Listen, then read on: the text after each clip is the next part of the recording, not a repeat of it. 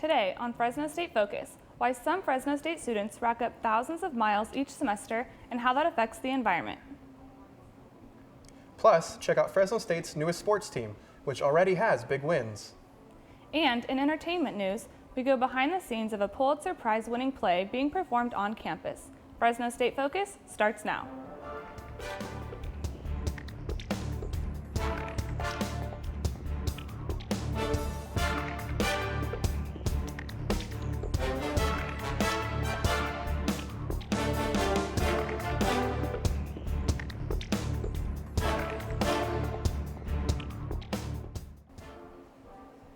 Hello, and welcome to Fresno State Focus. I'm Matthew Criswell. And I'm Courtney Carvalho.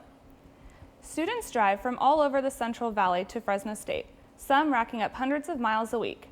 I'm one of them, and I wanted to find out what kind of impact all that driving has on our environment. Jesse Tejeda wakes up much earlier than most Fresno State students. For him, a trip to school can take an hour. Longer if there's rain, fog, or construction. I get worried about the fact that there might be an accident and I push time really close. So if there's an accident and it's holding up the whole 99, then I'm gonna be late no matter what. Tejeda commutes from Tulare to Fresno State 3 times a week. He's been doing it for the past 2 years and he has at least 2 more years to go. The trip can take 2 to 3 hours out of his day. While commuting saves him money on rent and food, because he lives with his parents, it's also hard on the environment. Environmental sciences professor Peter Vandewater says if more students carpooled, it would help bring down the carbon footprint from their cars. Every single car is a little bit different. We can classify them into larger groups. So, light to medium-sized trucks have a particular carbon footprint. Carbon footprint is the amount of carbon dioxide that's released into the atmosphere by the burning of fossil fuels, in this case, gasoline. So this 100-mile trip that I take from Tulare to Fresno and back each day is adding about 67 pounds of CO2 to the atmosphere. To put that into perspective, I would need to plant at least 1 tree every 3 weeks to offset this amount of CO2. Graduate student Marisol Ornelas would rather not drive to Fresno from Orange Cove 5 days a week. Her advice to others, find a bunch of roommates in Fresno. Probably getting together with friends they know and getting a place, because they'll be cheaper than commuting every day. Cheaper, less of a hassle, and better for the environment, but for some students, the drive of getting a degree comes at any cost. And for them, commuting doesn't matter. I can't believe you do that every day. I know, I can't either. Honestly, the drive feels like 10 minutes, but unless there's traffic, it takes forever. Speaking of traffic, there was a lot of traffic on Shaw Avenue last Tuesday. It was Kids Day, a very special day for many people around the valley.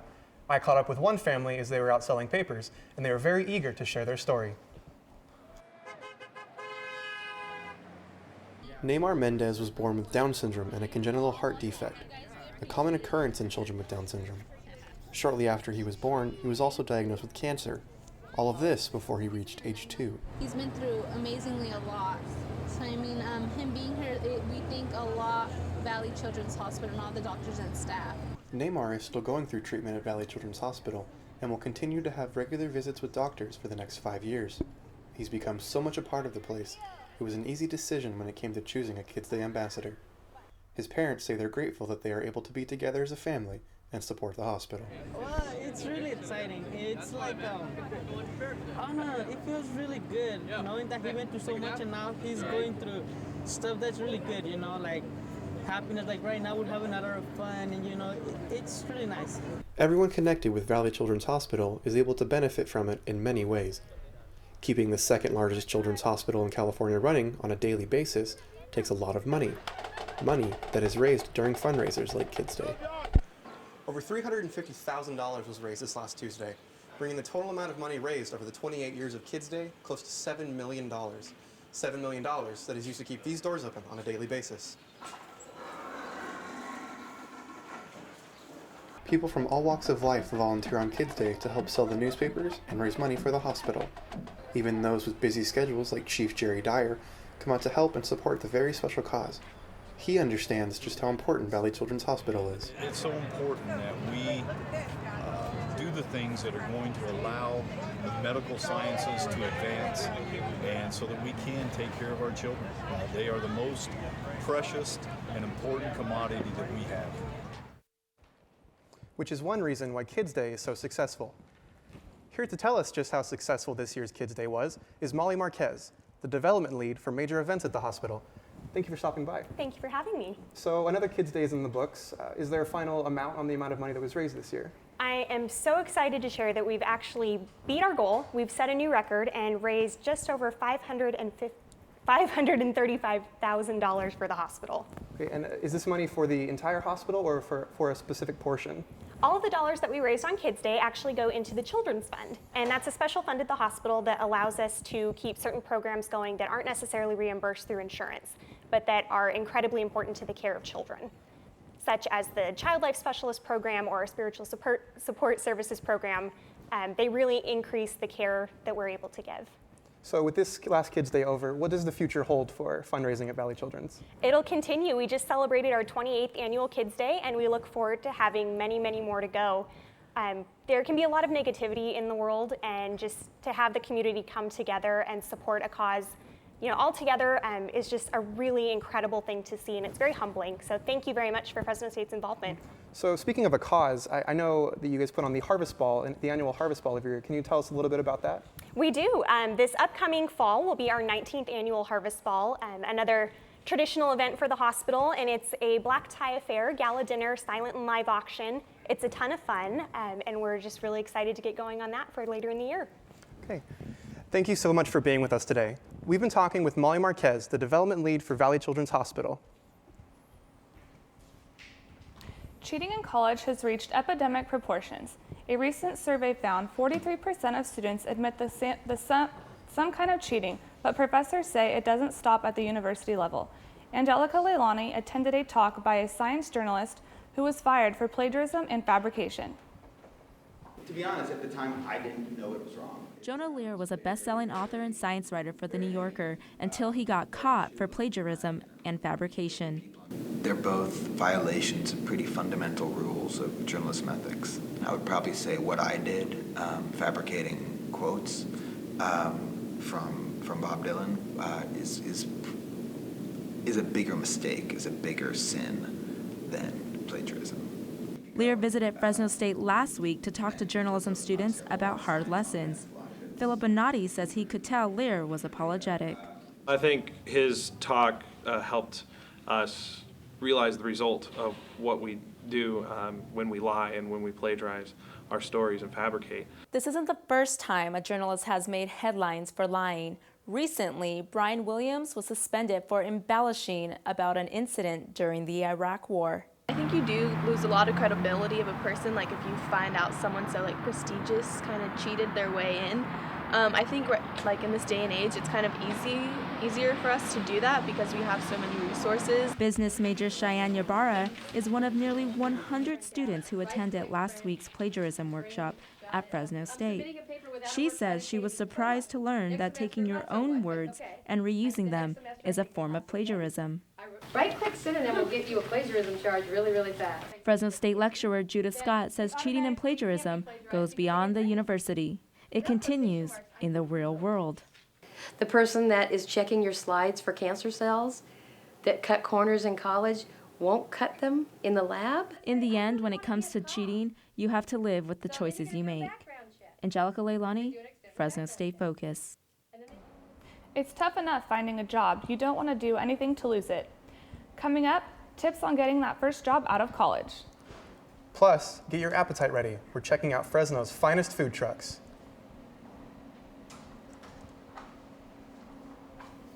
I am Fresno State, and I'm going to show you why. Here's the beautiful and newly constructed Henry Madden Library, which has a massive collection. The Save Mart Center, which is our sports venue and one of the best attended in the entire country. We're absolute pioneers in the agricultural sciences, having led to the production of the first university winery and drawing in a diversity of students to achieve academic success over the past 100 years. And I wish I had time to tell you about everything else, but in reality, I think you're just going to have to come see for yourself.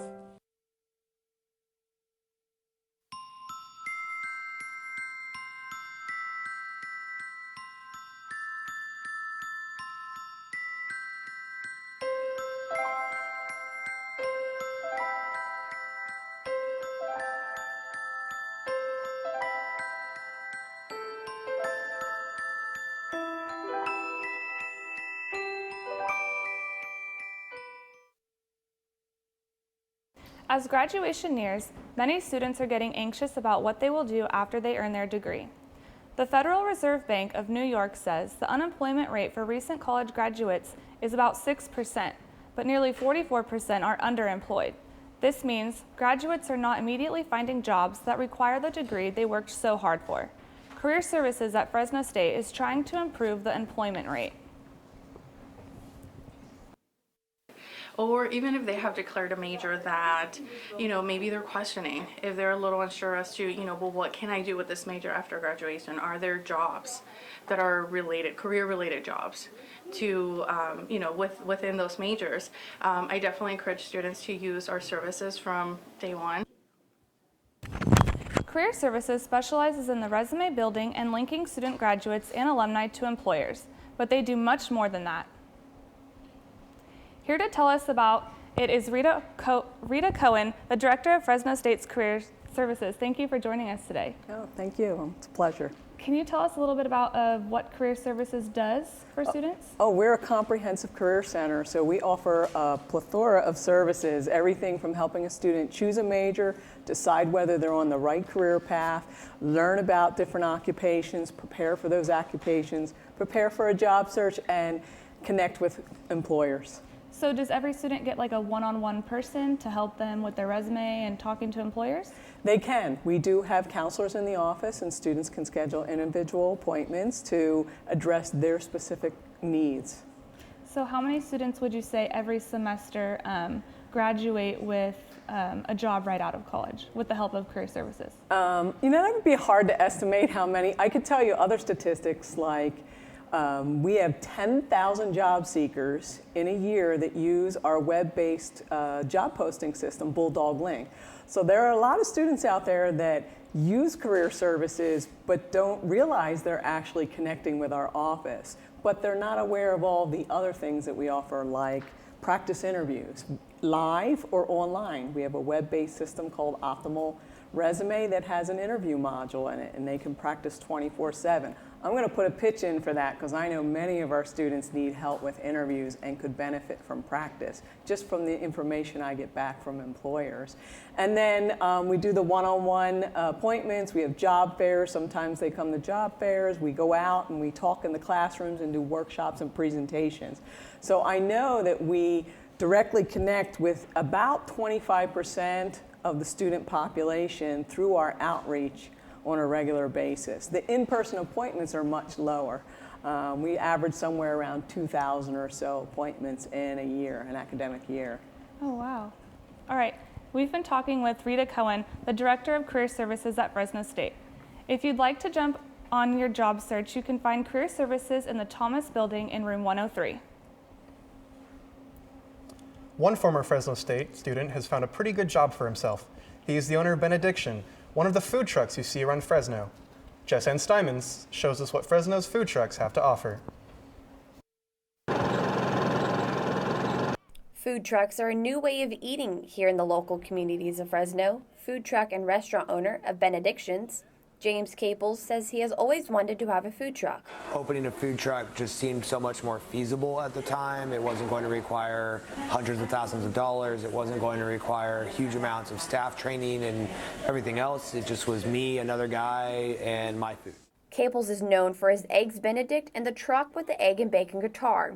You can find Benedictions at Gazebo Gardens Friday and Saturday nights, and Enzo's Place Saturday and Sunday mornings, along with other local food trucks. Liz Sanchez can be found with her tamales from Casa de Tamales. We share information, we share events, we share venues. It is very much like a family. You have 4, 5, 6 different options at a venue, then it draws in a crowd. Sanchez has over a dozen different homemade tamales with vegetarian, vegan options. The local food truck community continues to spread their culinary secrets throughout Fresno. Fresno State alumnus says he was not planning on stopping by the food trucks, but one truck caught his eye. We like Benediction. We know Benediction because we like their Eggs Benedict. So we were driving, actually just going to go have a breakfast burrito, and we realized, we saw this, we said, hey, let's go and pull over. So we pulled over. So. If you drive by a bunch of food trucks in town, Don't be afraid to stop by and see the variety of food that is offered and have a bite. Jan Steinman, Fresno State Focus. Coming up in sports, wrestling is finally coming back to Fresno State. We'll have more details coming up. Plus, find out how one of our Fresno State seniors is getting ready for Pro Day. Stay tuned for sports with Rodney Mathews. So you decided to go to Fresno State. Good for you.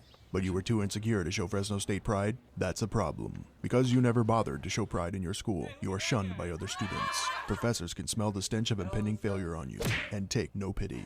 Even the mass communication students agree you have no future. But all of this could have been avoided if you simply showed your pride for Fresno State. I am Fresno State. Fresno State pride. Show it or face the consequences. I am and always will be.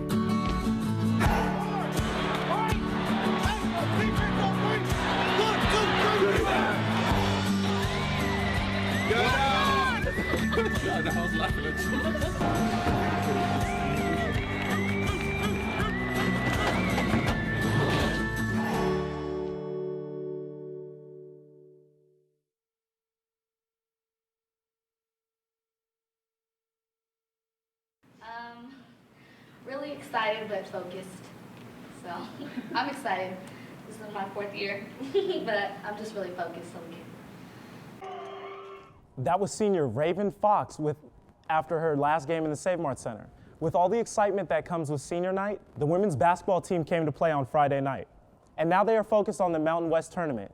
The Dogs are 22-8 on the season and are surging forward in pursuit of their 8th straight NCAA tournament bid. Fresno State beat Wyoming in the second round of the tournament last night and will face New Mexico in the semifinals tonight. The winner of that game advances to the conference championship game. The team hasn't lost a Mountain West tournament game since joining the conference in 2012. Last month, Fresno State's new athletic director talked about what needs to happen to bring back the wrestling program, which was dropped from Fresno State athletics in 2006. Joshua Robinson tells us even though it's 2 or 3 years down the road, wrestling is being welcomed back with open arms. The Fresno State Wrestling Club has 6 state champions, and they're still practicing here at Hoover High School. Cramped in this tiny room, the wrestlers do their best to learn and grow together. So when Jim Bartko announced his plan to bring wrestling back to Fresno State, Adam Wong was thrilled, not only for his club, but for the community. It's such a relief because there's so many people that want to stay in the area, stay at home, and wrestle.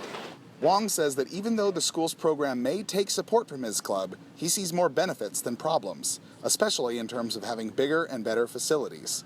Dennis DeLito has been central to wrestling's return. The 24-year wrestling coach has been fighting to bring it back to Fresno ever since 2006, and he credits President Castro for finally putting things into motion. It's all dollars and cents, I know that. I mean, and I can't buck that, and Castro's made a bold move. I had in 2 sports. And, it's a bold move, and he's made it real clear. He wants me known as somebody who did something bold. Nobody adds wrestling back. It's unheard of. This is nationwide. This is so big you can't believe it.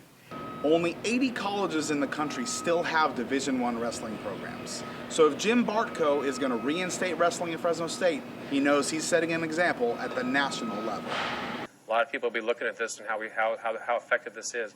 We don't want to add sports, and 2 years ago we can't afford it, we're dropping them again. We're going to do it the right way. With a solid plan in place, Fresno and its wrestling community can rest assured that wrestling will have a safe home in Fresno once again. Joshua Robinson, Fresno State Focus. Here today we have one of the football team's senior leaders from this past season, and you'll definitely recognize number 43 with all that hair. Carl Mickelson is here today to talk to us about his pro day preparations. Carl, thanks for joining us. I'm happy to be here. First off, how exactly are you training for pro day?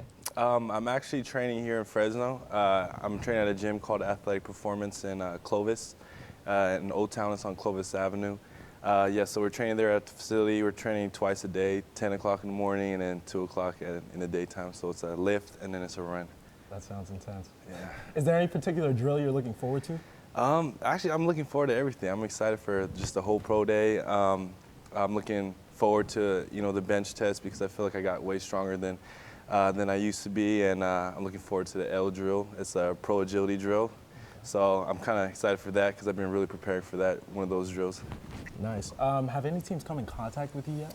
I'm not sure as in contacting me, but I know for sure they've been contacting my agent. My agent's been telling me he's been getting phone calls from different teams and whatnot. So, I mean, I'm just letting my agent handle that, and I'm just worried about training right now. And, you know, yeah. Is there anything you're doing on the side in terms of recovery, eating right, anything extra that you're doing besides training? Besides training, I'm finishing up my last semester here at Fresno State, so I'm still attending school, and I'm still part of it's a community service program we have for student athletes at Fresno State. It's called Big Heroes, Little Heroes, and you know, we just have like a little hero from the Children's Hospital, and we just get to hang out with them and go bowling. So I've been doing this as a freshman year, so I mean, that's something else I'm doing on the side as well. That sounds good. Thanks a lot for joining us today, Carl. Yeah, I'm happy. Once again, you can watch Carl and other seniors perform in front of the Scouts on March 25th. A Fresno State alum is definitely giving back to the community by coaching, teaching, and leading people of all ages. As a former Fresno State football player, this Bulldog knows how to use his Christian background to motivate and inspire on a daily basis. Lorne Bell is a proud Bulldog who is an active leader in the Fresno-Clovis area. Among the multiple groups he leads, there is always one constant theme: keep Christ first. One of the groups Lorne leads is Fresno State's Fellowship of Christian Athletes. Fresno State swimmer Hailee Baldwin talks about what FCA is all about. It's just a great way as athletes to remember why we're here and who we're really working towards and who we should honor in our sports and with school and in life. Whether it's picking off Colin Kaepernick or even making a big hit, Lorne says he likes his style of play to translate into the way he coaches his players by making sure that sportsmanship and teamwork are core values, but Christ always comes before anything else. Not only does Lorne make sure that his players get taught the proper techniques and mechanics of the game, but he makes sure that they also know that in the game of football and in life, it's much more than just simple X's and O's. In total, Lorne leads FCA, a coach's Bible study group, coaches middle school football at Clark Intermediate, and still makes sure that he's a loving father and husband. Matt Brown attends both his FCA and Bible study group and discusses what attracts people to Lorne. People are drawn to a person like him because he's real and he's honest. He's a person that just has such great integrity. Lorne ensures that he focuses on the spiritual growth of the kids before any victories come in play. Treat these kids right and put them first, and make sure that we are transformational coaches and not transactional coaches where we're just trying to get stuff out of our kids. We're really trying to have an impact on their lives. Lorne definitely is making an impact on their lives, and one thing is certain: Lorne Bell will forever be Bulldog born, Bulldog bred. And that's all we have for sports today. Now let's check in with Citlali Ocampo with entertainment news. Citlali? Thanks, Rodney. Thirsty Thursdays are back in action this semester. ASI members put together an event for students to have some fun and hang out. You can also win free meals and other prizes. It originated last year, and we realized that a lot of college students participate in the event Thirsty Thursday. And so what we want to do is provide a safe means for students to enjoy the Fresno State campus and a lot of things that it does provide. This event is hosted at The Bucket. There is also a special menu during Thirsty Thursdays. It happens every first Thursday of the month from 5 to 8 p.m. A 2012 Pulitzer Prize winning play that confronts addiction and technology will be shown in the Central Valley for the first time, and it's happening right here at Fresno State. I got a chance to go behind the scenes to see how the theater department is putting it all together. On a minefield. Faculty Director Kathleen McKinley has been a drama professor for 32 years. She has directed over 50 plays at Fresno State. The most recent play, titled Water by the Spoonful, takes place in the real and cyber world, something McKinley says she is unfamiliar with. My students absolutely understood what was going on from the first day of rehearsal, but for me to really believe, can people have that really intimate connection via the internet without ever meeting someone? Was something for me to explore. The play follows the journey of a Puerto Rican Iraq war veteran named Elliot as he struggles to come back to society while dealing with post-traumatic stress disorder. When his adoptive mother dies, he is forced to interact with his birth mother named Odessa, who is head of an online chat room for recovering addicts. Amanda Valdez, who plays Odessa, says this is not a pretty play. It's probably the first play I've done that has been so real, just so in your face, and no apologies, you know, but there's something beautiful about it. There's something beautiful about these characters in their desperation and their vulnerability. There's light to the darkness, and I think everyone will understand and grasp that. Fresno State is one of the few schools to have the rights to this play.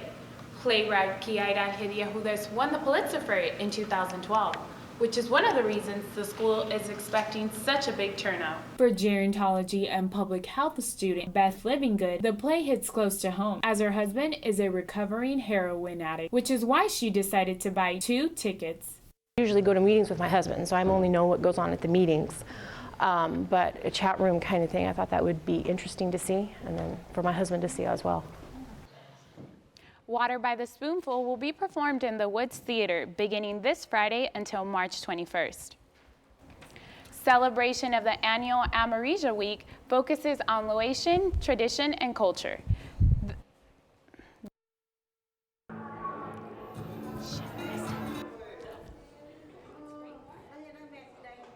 The club hosted an event last week spotlighting Asian Americans, their heritage, struggles, and accomplishments. Organizers say this is all to get ready for a big event in April. All the Southeast Asians come together. Well, there's like separate nights, and they host like events. Like they either can dance, sing, perform.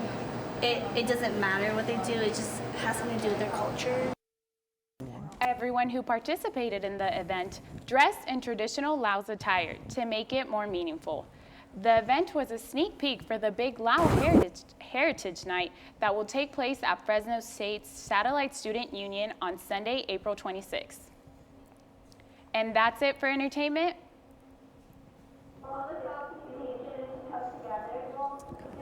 So you guys excited to go to Thirsty Thursdays now that it's back? Yeah. I'm very excited about that, just to check out the new special menu items and maybe win a prize. Yeah, I mean, prizes, menu, like, I mean, the bucket's already good, and now we have different prizes and more food. Yeah, definitely want to check that. Well, yeah, a lot of stuff.